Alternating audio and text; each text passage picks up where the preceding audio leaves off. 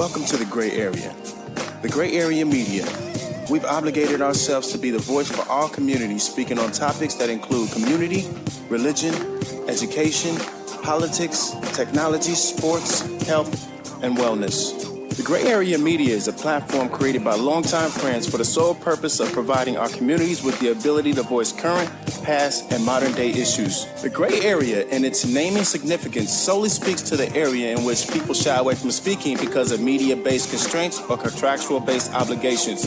Well, I'm here to tell you, we don't do that here. So please, stay tuned in. We're going to go live in a few minutes. Don't forget, please add us as a friend on Facebook so that you can follow our live feed. And not only that, please add us on Twitter and Instagram at The Gray Area Media. Please visit our website at www.thegrayareamedialive.com. Thank you.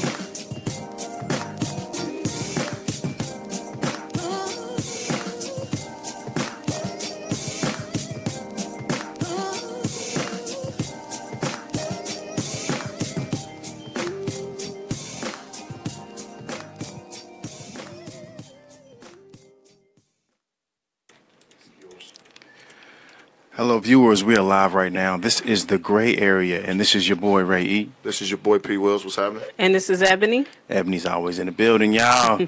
We have some special guests here for you guys today. Very, very special, which is coincidence because we just seen this guy almost less than a week ago. And he's back with us. Kept his word. He said he's going to come through when he came to Indianapolis, right. And you can count on Rick Ross, man. How you doing? I'm good. The real Rick Ross. Yeah. Freeway Ricky. Yes. A little tired. Yes, sir. Good to see you, man. You moving around. You got this book tour going on. Yeah. I got to. Absolutely. Well, we appreciate you being here, man. We're gonna get to your book tour and all that in a few seconds. How you doing, Michelle Daniels? I'm doing well. Here with us, Trailblazer Awards. Yes. We have to go into what got you to put this on, because it's such an amazing accomplishment and a deal for the people who are like getting achievements and getting awards, and we just don't get that enough. You know, you look forward to stuff like the BET Awards and all those different things, but locally, come on, it's a lot of people that are achieving great things here, and they just don't get recognized enough. And Rick Ross was honored for the Trailblazer Awards. Well, Rick Ross came in to kick off. He's doing his book tour. Okay. He stopped by to kick off Yeah, our now. 2017, the nominees. Awesome. So right now we're in a state where we're celebrating about 100 people. Okay. Wow. And their accomplishments and the things that they do to give back. Right. But the show will narrow down to 13 honorees. 13 honorees, and all those individuals are what does it take to be an honoree? I mean, a nominee. Basically, you have to have a level of success in your professional life, and you have to give back. So Okay. those are the two criteria that we look for the Trailblazers. Okay, awesome. Do people send in nominees, or They do. how does that work? Mhm. Okay. Yeah. Tell them how the We do. process works. So we basically start with the network. So everything underground is a network of people that do their own thing. So we basically start with the network, and we ask people to submit nominees, and then we push it out on social media. Anyone can go to the website. It's www.thetrailblazerawards.com, and you can always make a nominee. Okay. Nominate All right. someone. Well, that is fantastic. We're glad you're here today, and we're Thank glad you. you're doing what you do, because this is very important. My man Freeway Rick is in the building. So we got to talk about let's take it back, man, because a lot of people still are not familiar with your story and what went on with you and why you're so important. We know you as the real Rick Ross because a rapper came up with your name some kind of Right. way. Actually, hold on. There's actually like two rappers. Oh, is it? It's two There's rappers. two rappers. Oh, three? Okay, because Freeway came out, and I remember when he first came out, I was like, why is this dude named Freeway? Yeah, so it was like, two rappers that just basically took one name, and then the other one just took his whole name. Hijack. So that tells you right there how important you are as a Yeah. person, for them to decide that they're going to name themselves. And these guys became mega in the music industry. Yeah. So And there's some other yeah. guys that didn't achieve that level of success. A Right. guy that used to be Freeway Rich, later became Rich the Factor from Kansas City. Oh, wow. Okay. He's a Okay. pretty known in Kansas City area, Bay Area, California. Matter of fact, he was the guy that Mac Dre was with when Mac Dre got killed. Oh man, okay. Wow. Yeah, so him and also with some guys from Cincinnati was the Freeway Boys. Boy. Who Oh, also, wow. Yeah, who also there's adopted several. the name. So it's been quite a few that has picked up on the name Right. and in some form showed, homage to what Right. they looked at me as. Right. Yeah, Right. I mean, how does that make you feel, to see them, take your name and glorify that lifestyle? I mean, in a way, it's kind of flattering to have accomplished a goal that I had set out to do. One of the things that I look back at my life, I say that I've never failed at anything that I ever tried to do. I've always succeeded, even though at times you may think that you have failed. But when I look back at life, I've never really failed. And when I went into the drug business, one of the things that I wanted was to make a name for myself, because I felt that I didn't have a name or an identity, and I was seeking that out of the drug business, and that goal was accomplished, even though it was, in the drug business, in a field that I now am not proud of, For sure. being involved with. But at the same time, it happened, and it is what it is. Right. Yeah, there's a part in your book, and I'll paraphrase what you said, but you basically said that you didn't view yourself as a gangster, like you view yourself as a businessman. Absolutely. I never, what I stipulated as a gangster was, guys who went around and they wore blue or red.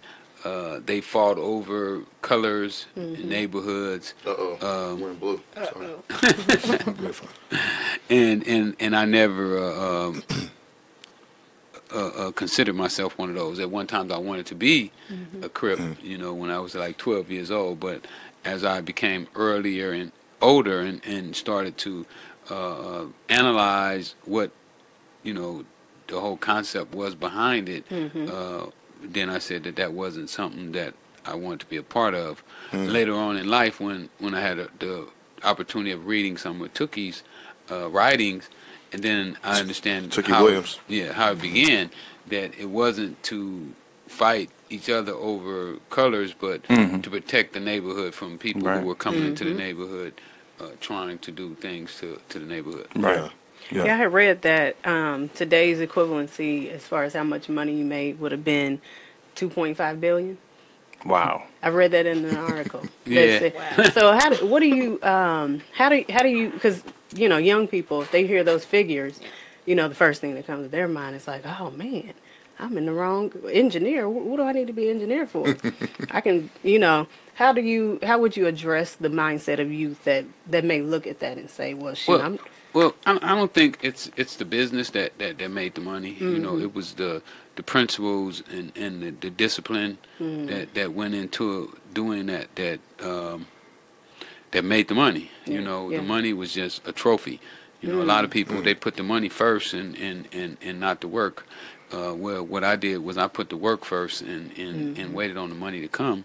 And I had learned a thing that's called compound interest. And what I did was I was compounding my interest. Every time that I made $1, I put it back into my business. And that was one of the tools that I used to build it up to the numbers that it eventually became. Wow. How do you get young people to flip that mindset, like to use those same principles outside of the drug game and legally? All this stuff is like, this is Wall Street. Well, we got to educate our young people, and we also have to be examples. Yeah. And that's why I fight so hard right now to become successful, because we need some successful people that they can actually see and touch. Most of their heroes right now, they can't touch them. They can't talk to them. They don't really like being around us. You know what I'm saying? Right. They don't like coming to You know, Yeah. Right. I'm just That's OJ. true. You know, Right. you know, That's true. I ain't black. I'm just Right. OJ. So Okay. they don't really see themselves as being part of our community. Right. You know, they don't live in our community. They don't come to our community Right. unless they're doing a show. You know, and then Yeah. they got the security guards and the bodyguards and Come on. the, Right. the arena If it benefits them, then they show up. Right. but they really don't show up. Yeah. You know, because they're not in our arena. You know, they got this fence Right. that keeps them and us separated. You know, they up on the stage looking down on everybody else, and everybody else is wishing that they could get up on that stage. Yeah. And I think that our people need people that they can see and they can be on that same stage with them, so that they can see that they're just normal people and they're not some freak of nature. Yeah. Yeah, and that's what shocked me, you know, when I met you in Vegas. You know, I mean, you just regular. It was like, hey, what's up, man? You just, you know, just rap to me. Like, hey, you know, I come on the show. I was like, wow, okay, cool. Right. Yeah, well, you know, and I get a lot of benefits from doing that. You know, I mean, just from the Vegas show, I met a designer that's a clothes designer. I've been looking for a clothes designer for like 2 years now.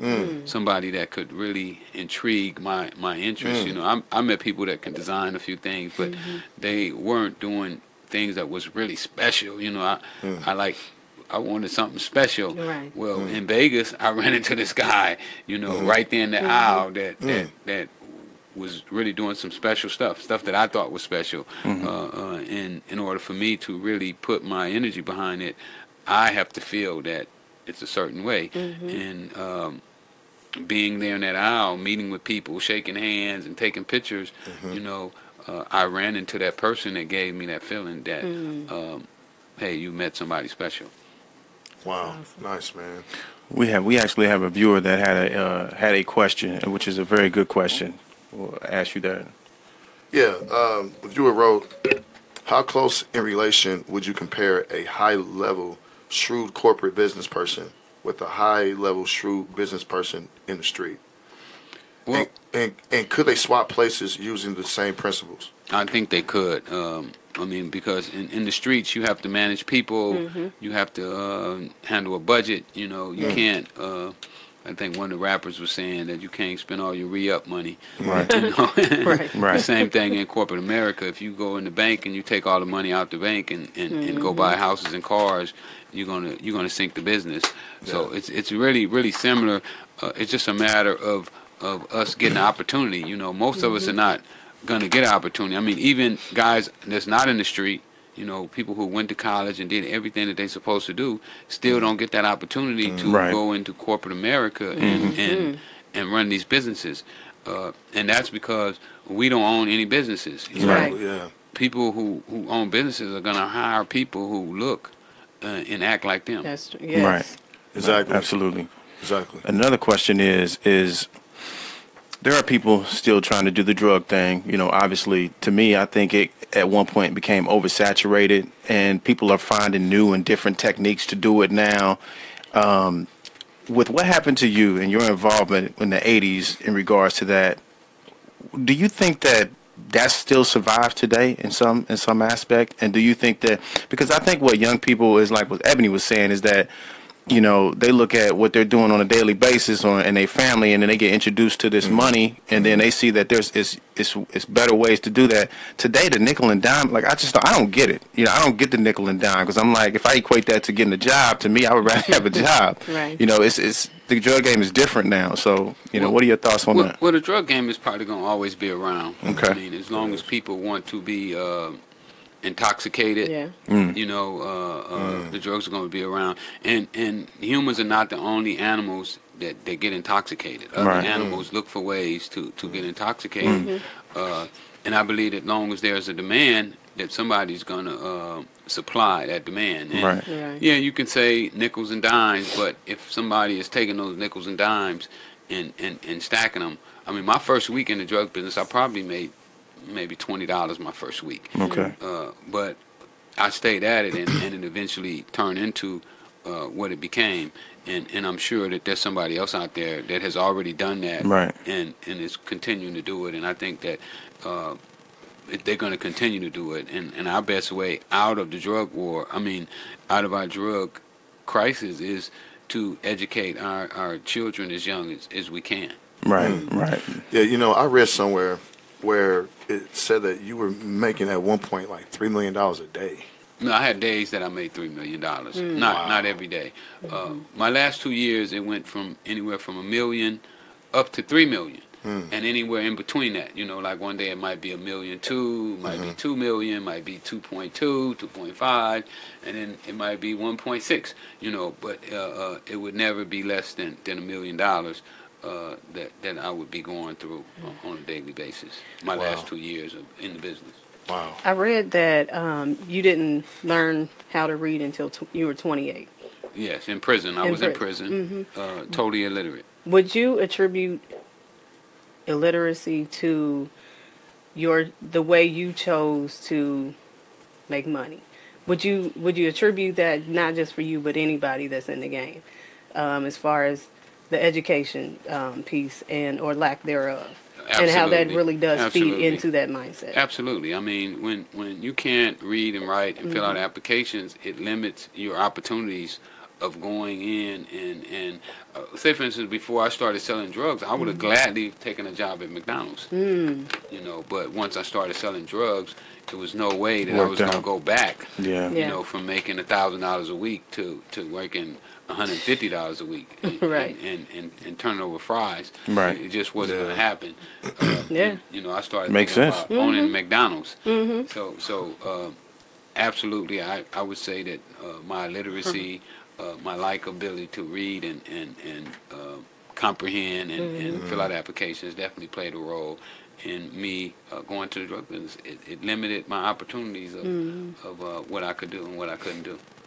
What do you think if And you youth had too, those? you know what? Yeah. And youth too, because you know I'm gonna go back because once I sit back and I started writing my book and I started going back over my life and I started looking at the opportunities that I had. Yeah. And you know we look at ourselves and we in the ghetto and we say, you know what, we don't have opportunities, but in my situation I did have opportunities, but I didn't know how to capitalize on them. When I was in high school, I played tennis. And I was fortunate enough to be a pretty good tennis player. So I was very poor. So my tennis coach, who also taught rich people how to play tennis, well, he introduced me to rich people who had young kids that they were raising to be tennis pros, and they would pay me to come out and play tennis with their kids. I was so young and naive that I never asked them what type of business they did. Okay. Say, for instance, one of the people that I had developed a very close relationship with was a guy named Otis Smith, who was the guy that originally found Anita Baker. And he would pick me up twice a week, 3 times a week to go play tennis with his son. And I never thought about asking this guy. You know, the guy's driving a convertible Rolls Royce in the 70s, and I'm like, I never thought about to ask him, what kind of business are you in? Right. You know, Right. do you have a job for me? Right. You know, can I do something for you other than play tennis? Or maybe I'll play tennis for free, but teach me, you know, what you Right. do. And I say that to show that the lack of life experience, the lack of understanding about how businesses ran, put me in that position. Okay. Do you also think that not seeing that at home made you, you know, kind of naive to, you know, like even ask that question? Oh, absolutely, because, you know, my mom, you know, she didn't know anything about business, you know. My mom was a janitor and a maid, so her understanding of life was, you know, how to clean a room or office, you know, was not about, you know, how to get a job at a record label or Right. you know, how to start your own business. Right. Wow. That's amazing, man. Another viewer had a question. I think it was LaRon. Yeah. Viewer asked, how did your stint in prison shape your life and view on the judicial system? Do you think more successful black people should directly reach out and attempt to mentor current and formerly incarcerated brothers and sisters? Absolutely. I think that everybody that's successful should reach back, not just into incarceration, you know, but just into the community. Period. I don't know if you guys had a chance to see my documentary, but I was fortunate enough to have Jody Farmer, who is a professor at UCLA, a law professor at UCLA, and one of the things that he talked about was how when they desegregated our communities, they allowed the people with the wisdom to move out of the community, and that left the people without that same knowledge behind. Right. You know, the doctors, the lawyers, the business people, they moved out into the rich white communities, and in return they left the communities with a void that there was nobody to teach the others. Yeah, you know, and I say that a lot, how, you know, integration helped but also hurt our people. You know, it allowed us to get in certain doors because we wanted to fit in this society, but it hurt us in so many ways because the environments that we come from, you know, like what, you know, he just said, like the doctors, the lawyers, you know, the business owners, they moved out. So now, you know, there's a big void in there. And then, like, you know, other cultures come in those areas and start their own businesses and take that money and don't even put it in those areas. Yeah. You know, they take it to where they live. And it also allowed us the opportunity to start shopping at their stores where they had better marketing. So they was able to market to us better. And you know, marketing is a key to selling product. Yeah. You know, if you marketing on TV and you know, most of us want to be on TV too. So we flock to their stores and spend our dollars with them. And those are some of the reasons why, you know, our dollar only stay in our community a few seconds. That's right. Yeah. Right. What are your thoughts on what's going on today? Because there's a lot of tension in regards to black folks, white folks, just everything. You know, I think that there's a lot of people who are doing okay, and they naturally tend to avoid the subjects or whatnot, depending on their financial status. Because if it's working for you, you know, what do I need to say about it? You know, and it seems like that climate is happening a lot more where people are financially stable, so they really don't care too much about what's happening in regards to, you know, the tension and what's going on. But the truth of the matter is there's still a lot of people suffering and dealing with that. Like, for instance, in Houston, you know, they just went through the whole flood thing, and, you know, I was watching some videos, and I don't know how true this is. I'm just throwing this out there because it's more than one video where people are saying that some people are getting picked up and some people are not getting picked up. You know, so there's still some, even in catastrophe situations or rioting or whatever, you know, there's always still some kind of division in regards to how that's happening. So what are your thoughts on today's climate in regards to that? Well, when you say a lot of people, there probably is a lot of people that's doing good, but they're not black. I can tell you that. For sure. Black unemployment rate is at an all-time high, and the numbers that they put up, I don't think are true numbers because a lot of the black guys who have been unemployed so long don't even go and apply for unemployment anymore, you know, because they've been wore their unemployment out 15, 20 years ago, so they're not even counted anymore. So I think right now, as a community, that we're doing as bad as probably as we've ever done before in life. You don't see us working nowhere, you know. It's funny when I come out of California, and California is one of the worst places that you could be in because they're not hiring blacks at all there. Oh, wow. No. Even with the even with the Donald Trump. No, the minimum wage being like $15 an hour now. Yeah, but nobody will hire you. It don't matter what the minimum wage is if they won't hire you. You know, if they think that you're lazy, that you're gonna steal, you know, that you don't want to work. What do you think that's because of? Like, why is it such a problem now? Why they're not hiring black folks? I mean, is it by design, you think?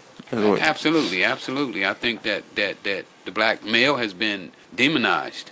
You know, when they did the crack, this crack war on drugs thing, they demonized the young black male. You know, as being I think Hillary Clinton said it, that he was a super predator.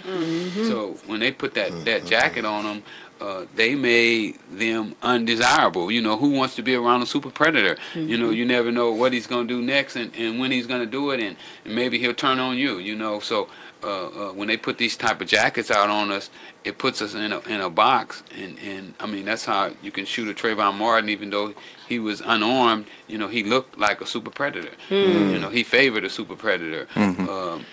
Mike Brown. I mean, we can just go on and on with the different scenarios of guys who look like super predators who get dealt with as super predators, and even though they was unarmed or wasn't doing anything violent or threatening at the time, he still looked like one. Now touch on that. Do you think the community can, bridge the gap with the police? I don't think that we are going to be able to do anything about it until we become economically stable to where we could go downtown and and say, fire this guy. Right now, fire the chief of police, get rid of him. Because I don't know if you pay attention to it, but like the guy who Zimmerman, who shot Trayvon Martin, Walmart gave him money for his defense. When have you ever known that's crazy for Walmart to come in and give a black man money in his defense? In any type of case. Okay, say Zimmerman might have felt that Trayvon was threatening, but did he deserve to have somebody else pay for his defense to prove his innocence? A company that we all patronize, that we all go and buy things from on a daily basis, so that they would pay to prove his innocence or to prove that he wasn't. And with money, you can almost win any case, if you got the right type of money, and the right defense that can switch up the evidence where the jury looks at it from a different point of view. I've been in court. I know that it's not the truth that wins cases. It's who can tell the lie the best. Right. Yeah. Wow. And I read somewhere, when you were fighting your case, that I think you pay like over $500,000, man. Almost a quarter of a million. A $250,000. Okay. Wow. Well, let's talk more about your book, and which is titled Freeway Rick Ross, The Untold Autobiography. Yeah. And I thought that was interesting that you subtitled it The Untold Story, because there's so many documentaries out. So many people have told your story. Yes. And so I kind of felt when I saw that, I said, they still do it. And so I can see you saying, you know what, look, let me put a book out because let me tell the truth. Right. Let me give it to you, because none of these people can get into my head. And it's crazy how Hollywood work. I was out of prison 1 week, and I met with the 4 most powerful guys in Hollywood. The thing about them is they told me that if they did my story, that I may not even be able to come on the set. Wow. Wow. Why was that? That's just the way they do business. Like, we don't need you. Once you give us your story, we don't need you on the set. So basically what they're telling me is that we don't care if we have the facts or if we have it right. We're going to do it the way we want to do it. And I didn't go for the deal because I'm like, so you telling me you could take this guy, William Roberts, and make him my character. Sure can. So you would validify everything that he's been saying. And now that would confuse our people even more, because now they would really believe that what he's saying is the real deal. And that's pretty much the way Hollywood works. And I just didn't want to be a part of that, and I felt that I should do my own stuff. I should do my own book, and my own documentary, and I want to do my own movie and my own TV series. Absolutely. It's usually when a biopic comes out of like TLC or somebody, somebody that's been in the news, or there's something happened in the past and it's been a big story. Usually when that happens and they come out with a biopic, it's not on point. There's a lot of people that's either close, even the people on the outside that wasn't a part of that know that didn't add up right. If they don't hire somebody that was close to that person, to try to keep the integrity of the piece, then you don't know if you can't really trust it. Right. Yeah, and it's important to be able to tell your story while you can, versus you're no longer here, and then you have those biopics that don't really match up, and then and you got people that's telling your story that don't really care about you. Exactly. It's not like they care about your history or that they really want your history to be known, because they've been doctoring our history for a long time. There's a lot of things that we've done, still continue to do so, and and we don't even know we did it. You know, we don't even know that our people created certain things. You know, because they didn't teach us our history in school, and they still don't want to. I don't believe, because I don't think they want us to know how great we are. You sure do. Yeah, because you know that will make us consciously wake up and want to unite and build something. Better. Exactly. Yeah. So why would they want us to become competitors in their system? You know, that they're have pretty easy. You know, that they get to go shopping at 12 and 1 o'clock. You know, I pass through Melrose in Beverly Hills sometime, and the streets are just littered with people with shopping bags. And then I go over to South Central LA, which is only 15, 20 minutes away, and the people don't have food to eat. Wow. And I know you have to leave soon, but just to dismantle some of these myths about the real Rick Ross, what are some things that you want people to know that has not been said or that have been told incorrectly about you? I don't know, because I pay a little attention to what people say, but very little. You know, Bishop Noel Jones, he said it best when he wrote my foreword, and I didn't tell him to write the foreword like that. He said that I don't care what people think about me. I don't care how people see me dress. You know, I don't have to wear name brand clothes to make me feel special. I don't need anybody to validate me being special. You know, I know from myself who I am and what I'm capable of, and that gives me the strength to, no matter where I'm at. You know, I could be homeless, but I still feel like I'm Rick Ross, you know, and that I can turn my life around at any time. Right. Wow. There's another question from a viewer in regards to black businesses. Okay. How can I stay encouraged? Okay, I'm sorry. My goal is to open an organic food-based grocery store in the heart of the hood with a cafe at affordable prices. How can I stay encouraged, motivated with this huge goal? Well, there's people that are doing things of that nature. Is the guy by the name of Ricky Pooh in Dayton, Ohio, who has a store right in the middle of the hood, and he does very well with it. His prices are very reasonable. He's very, very knowledgeable about the products that he sells, and he helps people with their problems and their illnesses. He goes around the country and he gets the best vitamins and the herbs and spices that he can find to bring to his people. And I think that's what we have to do in any business that we go into. We have to try to bring the very best that we can to the game. Absolutely. And not slack. Most of the time, we find ourselves slacking at our job because we've been doing so bad so long that as soon as we get a break, we take it.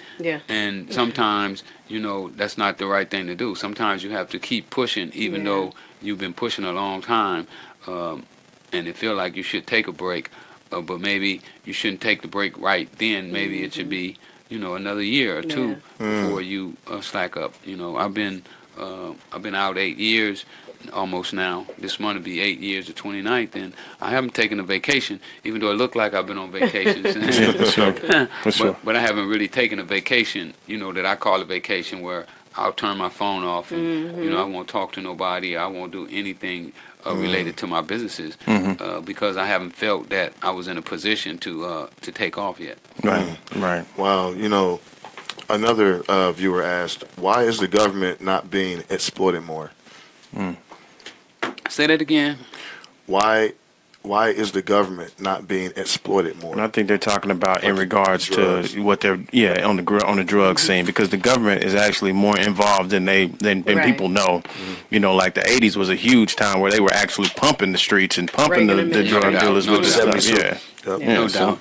I mean, you know, our government is so, I don't know what's the correct word, but it's so hard to crack the government shield that I mean, you know, we see what happened with Gary Webb when he went after him. He lost his job, and, eventually wind up dead. So it's very hard to go after the United States government because they have so many different shields that a person is only liable up into his job title. You know, you can't attack him personally.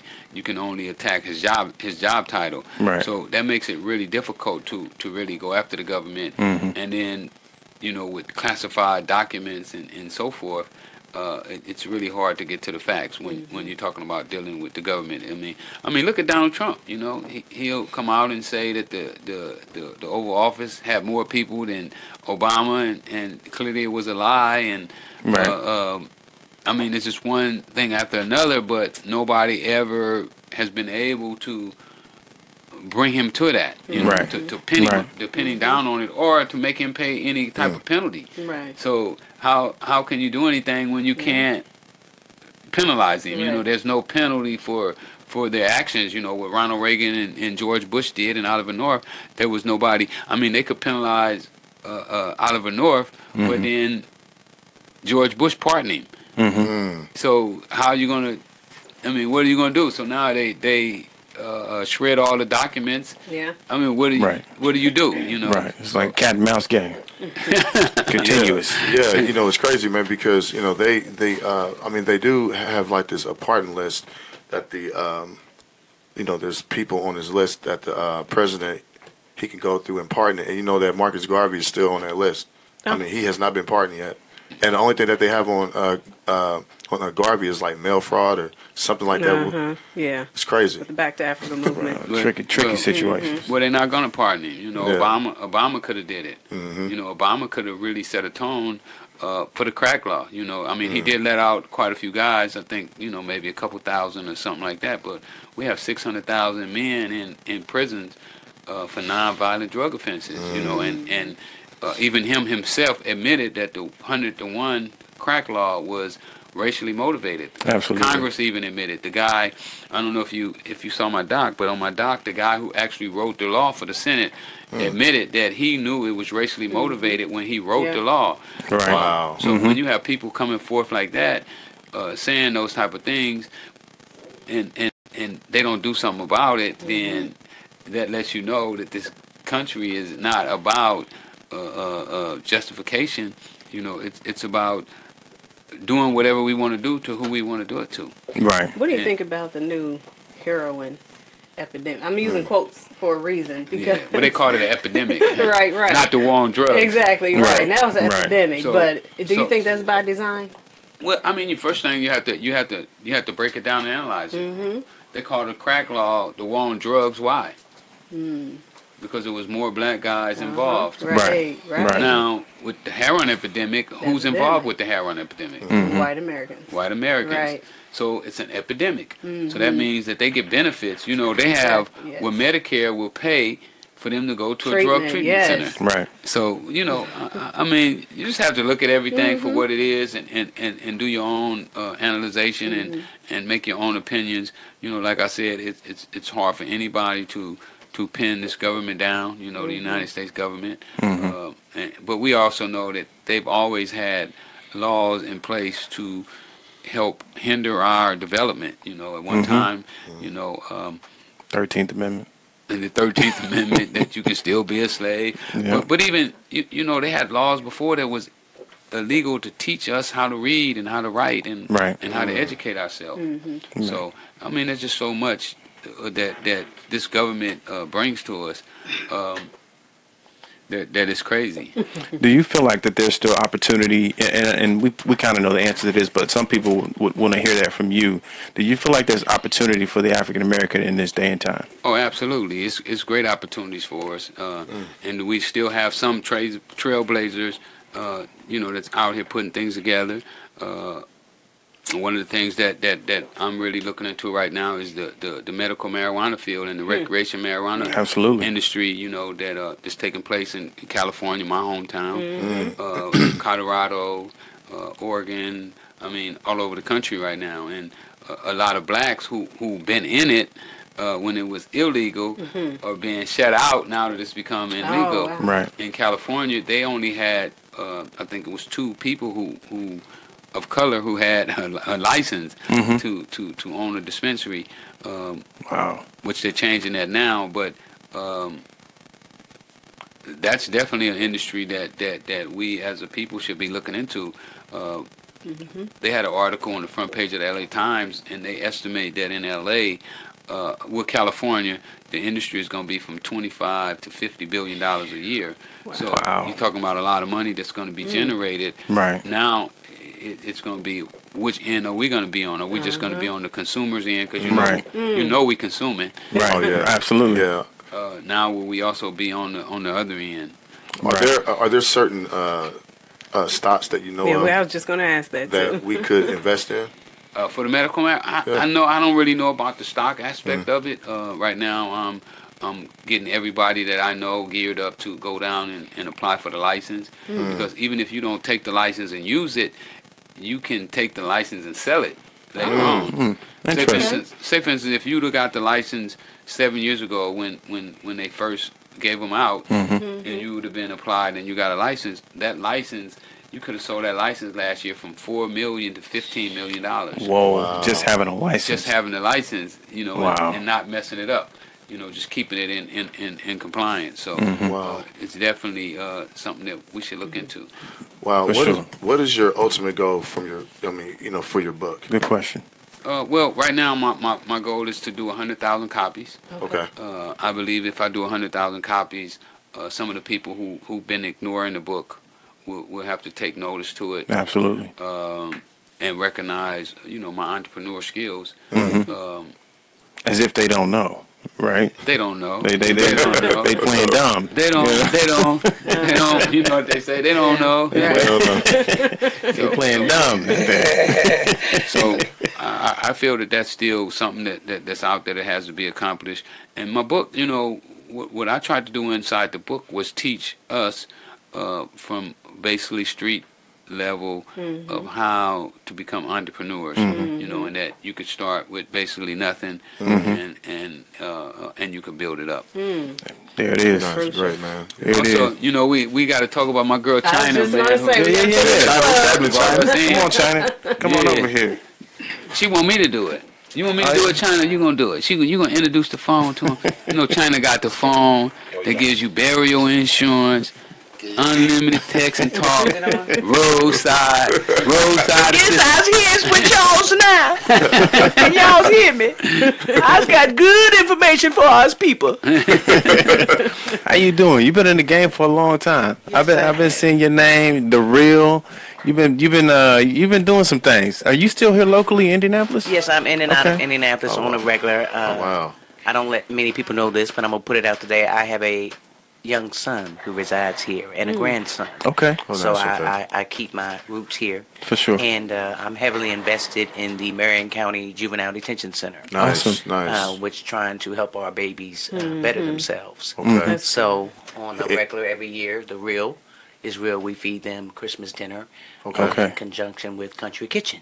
Nice. Wow. Hey, if there's anything that we can do to help, let us know. Oh, Please I do. will get at you about that because Yes. I like to. This year we added a personal touch. Okay. We had other children create greeting cards. Okay. Oh, nice. So that each child had at least 4 or 5 greeting cards with their meal. Nice. We let them know people love them, even though we know you made some bad choices, but you're still okay. Right. And we Right. still love you and we got your back. Forward progress all day. That's what we do. So what I like to address today is a cell phone service. Okay. It's called therealisreal.com/phone.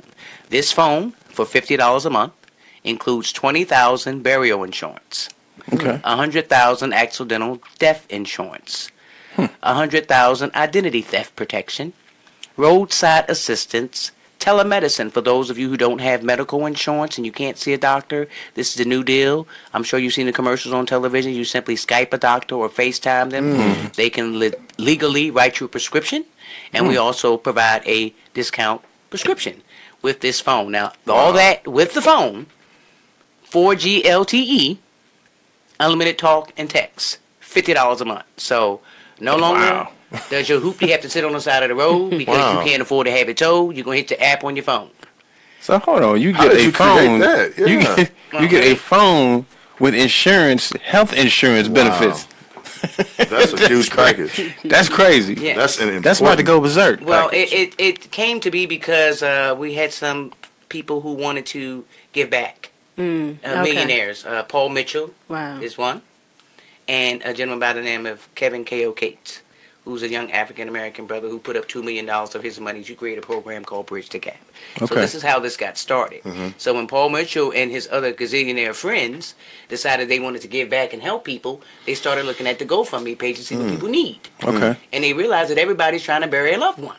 Absolutely. So that's how it got started. So they was like, well, how can we help these people to do this when we know they're going to be involved with it? Well, everybody's going to pay their cell phone bill. No matter what's going on, we're going to light go out, we're going to pay their cell phone bill. So that's how the ball started rolling. They was like, well, what else could we put with a cell phone? Everybody's bundling music and this and that and the other. What can we bundle with a cell phone that's going to benefit people?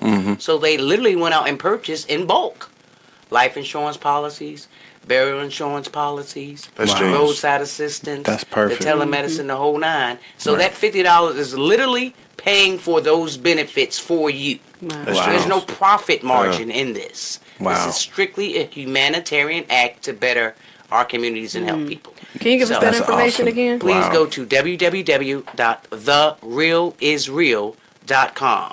You can either do /phone, or once you enter the site, just click on the phone page. It will give you instruction. And here's what's important. You can keep your same number. And you can keep your same device as long as it's not under contract. Wow. Right, there it is. Oh, boy. And boy, if that ain't in layman's right there. Right. And where can they where can they buy the book from? They can go over to my website, Freeway Ricky Ross, and get it .com. They can get it on Amazon, Barnes and Noble, but go to my website. Barnes and Noble got enough money. Amazon. Don't help them. Support the man. Don't help the bear. Help me. Yeah, absolutely, absolutely, man. Man, you're like a hero to a lot of people, man. You know, and the fact that you know what you achieved and you got incarcerated, came out, and you're doing this, and you still here today, man, gives a lot of people hope. That's right. Because there's a lot of people that's in your position that's still locked up, don't understand what they need to do to get out. The atmosphere, I mean, everything changes once you've been away for 10, 15 years, and you get out. Everything is different. You know, some people are accustomed to that lifestyle and go back because of that. You know, so it's hard to get a job. Yeah, it's hard to get a job when you're black. Absolutely, and you're down and out. Absolutely. So we appreciate you coming through, man. If you want to tell the viewers anything as a last closing remarks, man, just go ahead and let them know. Yeah, man. You know, you can if you think you can. You know, the person who say that they can't and the person who say they can are both right. So always have a positive attitude. Appreciate that, man. Wow. Hey, thank you, man, for coming. Thank you for having me on. No doubt. There it is. You got anything you want to say in closing? Just thank you. I know you gotta go, but we appreciate your time. Appreciate you, man, for coming, man. Yes. Trailblazer, everything. All righty. Absolutely. Hey, y'all, we're going to wrap up. We thank y'all. Appreciate y'all for tuning in. We'll get at y'all next week. And we'll put that website in the comments. Okay, peace. There it is.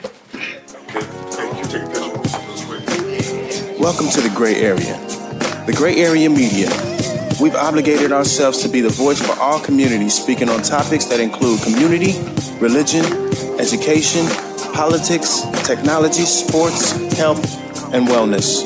The Gray Area Media is a platform created by longtime friends for the sole purpose of providing our communities with the ability to voice current, past, and modern-day issues. The Gray Area, in its naming significance, solely speaks to the area in which people shy away from speaking because of media-based constraints or contractual-based obligations.